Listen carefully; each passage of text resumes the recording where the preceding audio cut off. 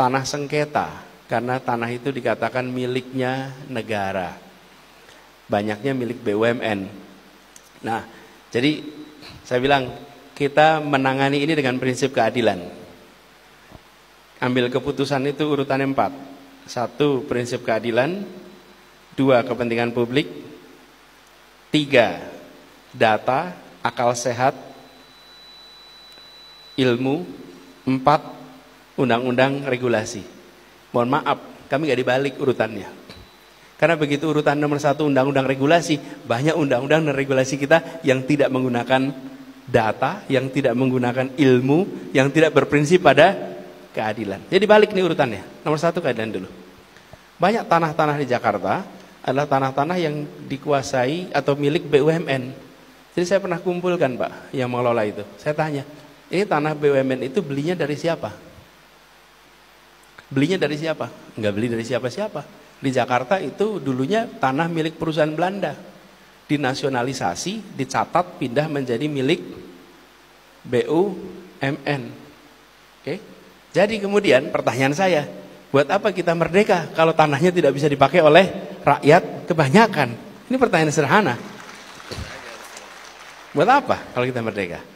Nah, jadi harus ada jalan keluar. Prinsip keadilan inilah yang kemudian membuat kita ada terobosan-terobosan yang mungkin tidak terasa nyaman di pemegang otoritas di pusat. Kenapa? Karena kita buat yang namanya IMB kolektif. 1 RT, 1 IMB untuk kampung-kampung yang tanahnya sengketa tapi warganya sudah di sana puluhan tahun. Dengan IMB kolektif itu apa yang terjadi? Dia bisa ngurus kredit, dia bisa dapat PLN, bisa dapat air bersih, dan dia bisa mendapatkan kesempatan untuk izin usaha dengan ada IMB. Jadi saya berikan sampaikan untuk sekalian, ketika prinsip itu dipegang, maka yang mengerjakan adalah seluruh struktur organisasi. Nah, hari ini kita menyaksikan bahwa banyak sekali kebijakan-kebijakan yang tujuannya baik, tetapi tidak secara serius memikirkan siapa dapat apa, berapa besar, kapan, di mana. Kita bangun jalan tol, baik bukan? Baik, kita perlu jalan tol jalan terus.